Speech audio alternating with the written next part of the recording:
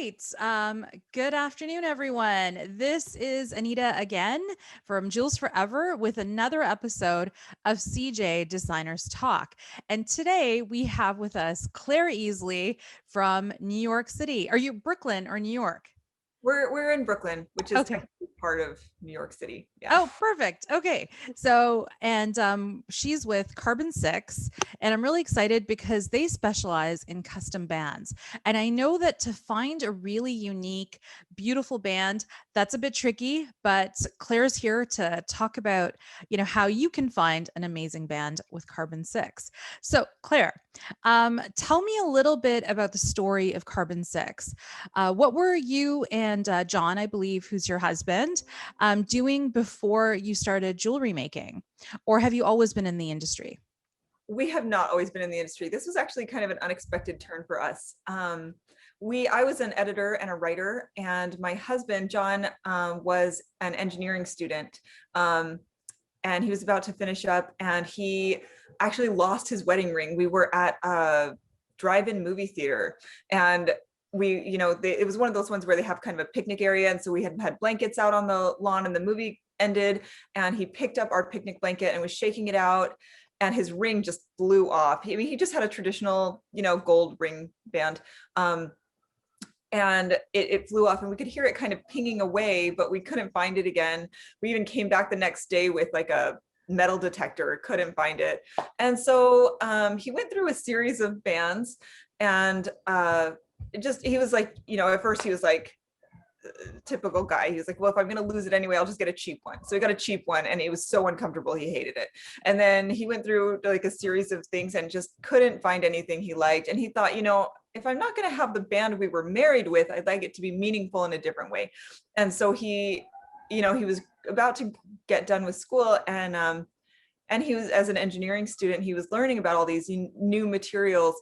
And one material he had learned about was forged carbon fiber, which had been developed by Lamborghini for their sports cars. A sports car kind of can get faster in two ways. It can be more aerodynamic. Well, three ways, I guess. You can make it more aerodynamic, but sports cars are already pretty aerodynamic. There's not a lot of boxy sports cars in the upper tier. You can give it a more powerful motor, but Lamborghini already had the best motor in the world, pretty much.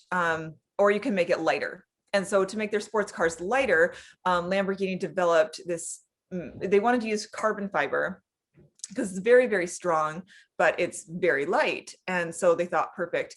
But they needed it to make three-dimensional shapes to kind of encase their motor. And so they developed this process working with a university to make forged carbon fiber. But it was so beautiful that it's not something you typically associate with carbon fiber, right? It's not like a luxury, beautiful thing, but this forged carbon fiber was so pretty. They started putting it on the interiors of their cars. Oh, wow. Yeah, it's beautiful. It looks marbled. Like, what's Do up? you have them on your website? I'm on your website now. So it would be this, right? So Yeah, this is what we're talking about, the carbon collection. Oh yeah, my God. Yeah, it is really beautiful. Like it's got this like airy kind of look to it. yeah. Like it almost looks like hewn stone or something. It doesn't Yeah. look like the typical woven carbon fiber.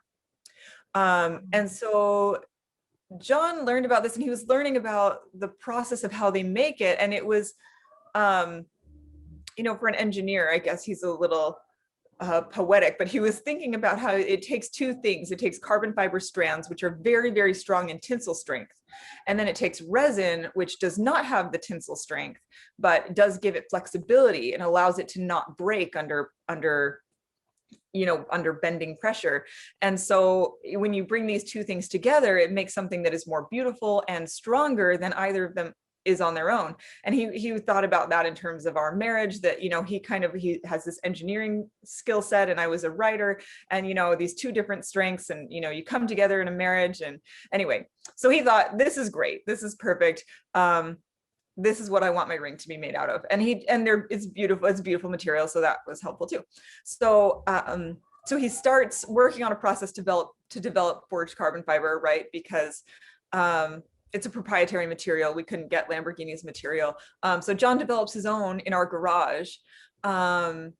and starts making a ring for himself. And so then he started looking around and he's like, a lot of people seem to want carbon fiber rings, and there are a lot of options, but none of them, at the time, this was back in 2015, he's like, they're not very attractive options. Typically, they're just that woven material. And they still make rings like this today, plenty of places. They'll just take carbon fiber sheets, wrap them around a tube and shop it.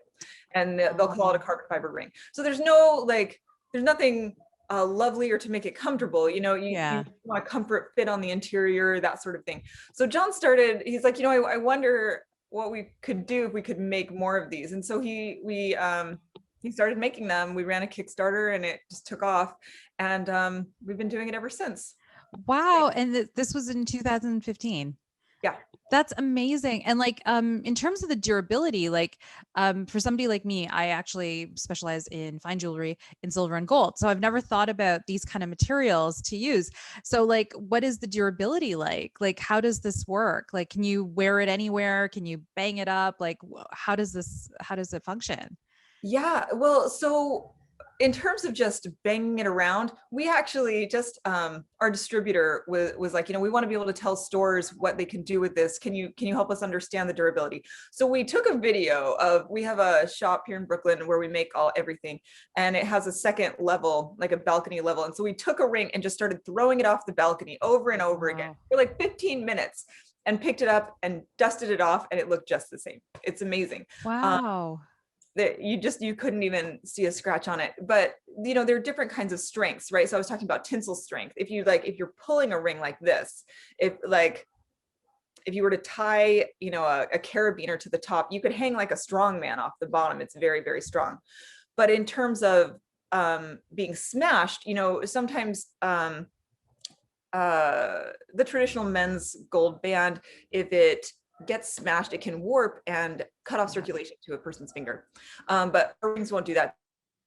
Wow. Pressure like that, they will break. And we actually had a customer from Alaska. I think it was Alaska. It was several years ago. I want to say 3.5 years ago. There was some big earthquake. I'm pretty sure it was Alaska. And they sent us a picture of where they were hiding under their desk. They had a bunch of monitors fall on them, and ended up having to take shelter under their desk, and their ring had cracked, and the paramedics were like, it's a good thing because you would have lost your finger. My God. It's a great safety feature. Wow. It's just a result of the material. We don't have to do anything special to do that. It's just, that's how the material is. That is a story, because it's true. People's, the ring wedding fingers, they get caught, they get stuck. And some people have a really hard time, especially if you're wearing it for years, to get it off. So that is an amazing story. Wow. And I love the unique looks that you have. Let's look a little bit on the website. And, another question that I had for you was so I noticed that on your website, you are making primarily bands. Could you tell me a little bit of now you're making traditional gold and silver bands too. So tell me why are you specializing in bands? I mean, I think it's beautiful. And I love the fact that, this is a place to shop for very unique, nice bands. But tell me a little bit about that. To be honest, it really was just because we started with bands. We just kind of took it and ran. John really loves designing. And we work with another designer, Derek Lloyd, who actually designed those gold bands. And he's just a phenomenal designer. He went to the Pratt Institute here in Brooklyn. And we've said several times to each other, and other people have said to us, we should really expand our product base. We should, men are buying our rings. Women are buying our rings. There's this wonderful trend in jewelry right now where it's you don't have to be tied to the traditional wedding ring. Women don't have to have a big diamond or something. Whatever you want to buy it. And so it's a really fun thing. And we've said several times, we should really break out and if they bought our ring, they should have a bracelet or a necklace or something else. We've been meaning to do it. We just started making bands, and we have all these ideas for bands, and we just keep going with bands and haven't had time to really slow down. And I mean, I think it's great. Even your, your plain silver band. I mean, this looks like a really nice classic, but like good quality band. And that's a really reasonable price. And that's what I noticed about your collection is that the prices are really good too for a retail side. Yeah. Well, well, that's one of the nice things about being largely direct to consumer. We are in stores also, but it's also a result of the fact that we do our own production. We make our stuff, everything is made in New York, entirely in New York. And so there's not a big supply chain of everybody taking a cut. It's, if you buy a ring from us, it's made here and we're making it. So that's not actually completely true. The new gold customizable bands, those are cast in the city. Then we just run over and pick them up. We don't have a big gold casting facility or anything. But So some of these ones? if you go to the top, the Yep. customizable gold Oh, band. that's the one. Okay. These are really stunning too. I really love this, especially like this labyrinth one. They're really beautiful. Yeah, so our friend and a very talented designer, Derek Lloyd, designed those, and he has a background in architecture, and so he just comes Oh, up with these incredible designs that are based yeah. largely on architectural forms, and they're so fun. That makes sense. Like I can see that on the interior of some of these bands. Like there's this like architectural element on the inside. Like let me see if I can find the one that I'm thinking of here. Sorry, there's like literally 100 iterations. No, I should have pulled it up earlier. There. I think like this one here, I Yeah, can see the little architectural elements in the inside of them. They're really beautiful. Tell me about this collection. I see this glow collection, and I mean, I'm ready to go out and enjoy nightlife. And I'm looking at this and I'm like, this would be so cool. Like, this is definitely a conversation piece. If I saw a man wearing this, like, I'd be like, wow, that's a really cool ring. Tell me about it. So, what is this glow collection? Like, what's going on here? They're really cool. thank you. They're fun. They are the material we use for the glow. We actually make in-house. We take a material called strontium aluminate and we mix it with clear polymer resin, and then we take that and use that to create the parts on the inside, or on this one, the exterior pieces, and we cut those out and then put them into the ring. But it's fun. It's a custom material we make here. And does the glow elements last for a long time? Yeah, it really depends on the color. Everyone's always asking us to do orange, but we don't, because strontium, or not orange, sorry, red. Everyone wants red, and the closest we get is orange, because strontium aluminate, it's a natural material and it naturally glows this kind of aqua greenish color. And so the closer you stay to its natural form, the better the glow is going to be, right? Because you're not messing with it. So the green and the aqua, those are very close to its natural state, and they glow very brightly and very well. We'll have one on our dresser. It'll glow pretty much all night. But the further you get from strontium aluminate's natural state, the worse the glow is. So like the orange and the purple, you're not going to get nearly the glow times. It's going to be, it'll be a few, like, I want to say 7 to 15 minutes of glow, and it's not going to be as bright as the green or the aqua that really last forever. Not forever, but for hours. And then we don't do red at all, because it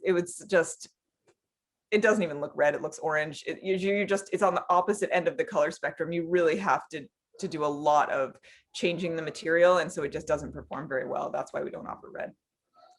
Wow. Okay. Well, I really like them. They're really fun. I Thanks. think, yeah. And these ones here, like, are these also carbon fiber? These are more designed by Derek Lloyd. So several of them have forged carbon fiber in them. So like this. Yeah, the exterior, and then the interior is silver on that one. And we used to have a gold version, but some of them are just solid silver, just depending on the design.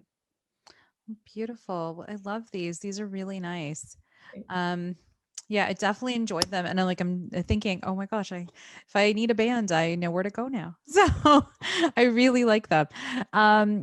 So tell me about like in the bottom of your webpage, I noticed that you mentioned something about paying your employees a living wage. And that's something that's really important to me too. And I was wondering, I actually worked on a fair wage campaign here in Toronto. And I was wondering, tell me a little bit more about why that's important to you. And what do you think some good practices are that the jewelry industry should and can implement? Yeah. Well, there's a few reasons. And the first one that's probably most relevant for just straight business is just that I think it's good business. I think it's good business to pay people a living wage. For one thing, you have less turnover. Our stuff doesn't just fall off a machine and get put in a box. Like, we have to have people making these things and making them beautiful. And it takes a lot of training. So if we were to pay people just the bare minimum, we wouldn't be able to keep our people. And we want to invest in our people. We want, I mean, for selfish and unselfish reasons, that a lot of it is just that it saves us a lot of money if we can keep our people and not have to retrain. Retraining is it's so time intensive. It takes months. You really want someone that's going to get it right, and that takes investment. And so everything we can do to hang on to our people, and a big part of that is making sure they're paid a living wage. And then also there's the kind of like less tangible aspect to their work. I mean, I honestly believe that if people aren't super stressed out about their finances, they're going to be more present at work. They're going to give you better work. And if they're happy at work, if they like their job, if they're not just so stressed out about paying their bills, they're going to be able to focus on what needs to be done at work and turning out a good product, because their head's going to be in a space where they can do that. And then also I think that if you're going to have a business, there are so many ways to make money in this world. If what you really just care about is the bottom line, there are much easier ways to make money than by starting a business. Starting a business is an enormous amount of work, as you know. Yeah. I really think, for me at least, the only way to justify all the work and time and anguish that goes into owning a business is if you want to do it to somehow make the world better. I don't think I could justify spending all of this time and energy doing something that was just for money. We do need to make money, and I want to make money, but I care about my people. The point for me in running a business is that I think it's one way that you can make the world better, through sustainable practices, and as a result, we get great employees. I love our employees. They do a fantastic job. They don't just clock in and clock out. Like, they care about their work, and they care about what we do here. They care about each other. And it's just, it all comes back. We make more money, better products. And then also it's just a pleasant place to be. Like, I don't want to have to come to work every day and have everybody be miserable and have us not speaking to each other. We're a happy shop. And absolutely. Yeah, like I think that all of that stuff is really important. Like, we have zero turnover as well. Like, we've had people work with us 23 years. We've been in business for 30. So like 20 years, 23 years, 15 years, like that. So yeah, it's really an important aspect. And especially like in like cities where it's almost unaffordable nowadays. Like, you're in, New York, I'm in Toronto, and these cities are like one of the most expensive cities to live in the world. Like, it would be unconscionable, I think, like for people to survive without a living wage, Absolutely. So, yeah. I mean, people need to eat. That's just a reality of the situation. Yeah. And like, I know that we're in luxury, but I think that sometimes like the wage inequity is a stark contrast, right? Like, some of our supply chain does depend on wage inequity globally, I would say. So, I mean, I'm glad that you've put that into practice. Thank you. Thank you for sharing that. And so I know that you've been in business for almost 6 years now. And so my next and my last question to you is, what advice would you have and both of you and your husband are both from different professions. So what advice would you have for somebody that's just starting out in jewelry, especially post-pandemic? Like, if there's a young person or even somebody who's transitioning a career, what advice would you give them about entering this industry? Yeah. I mean, there's a few things in terms of jewelry and jewelry design. I would say, there's something unique that you bring, right? If there's not, then you probably wouldn't be doing it. But if there's whatever 2 or 3 things that you're bringing that are unique, lean into them. You know, it's so easy, especially in fashion and luxury, to get distracted by what other people are doing and feel like you have to do that. And like, Gucci's doing that, I need to do that too. And like, feel like you need to kind of do what everyone else is doing. You don't. You there are things you're good at, lean into them. You know, and then in terms of the business side, my advice would be watch your numbers. You have to know your numbers. It's not nearly as fun as designing jewelry or, you know, creating beautiful things. But if you're going to run a business, and especially if you're new to it, you have to know your numbers backward and forward and just get used to doing it. Look at them every day. You've got to know them. Otherwise, it's just so easy for things to get away from you. Yeah, I would say get an accountant that you can understand. I feel like so many accountants sound like they're speaking a different language almost. Like you're like, what are you saying? I know you're speaking my language, but what are you saying? Get an accountant that speaks to you, that you can understand, and stay on top of your books very closely. That will allow you to grow. No, that's good practical advice. And it's true, like we're so easily dissuaded by looking at other people's designs or what's on in fashion. And then here you are, you're like, wait, we can make carbon fiber rings. You know, this is like, I think that's such an important, aspect to take care of. And also, you know, trust the experts. So both very valuable pieces of advice. So thank you so much, Claire. And tell me, where can people find you on social media? Oh yeah, they can find us on Instagram at carbon_6_rings. We're also on TikTok. I think it's just carbon6rings. Perfect. Great. And I have your website already. And if you want to find me, I'm Anita Agrawal. You can find me at Jewels Forever, and that's forever with a number 4CA on Instagram and on our website. Thank you so much. All the information will be below. And thank you for joining us, Claire. Really Thank you appreciate so it. much, Anita. Really appreciate it.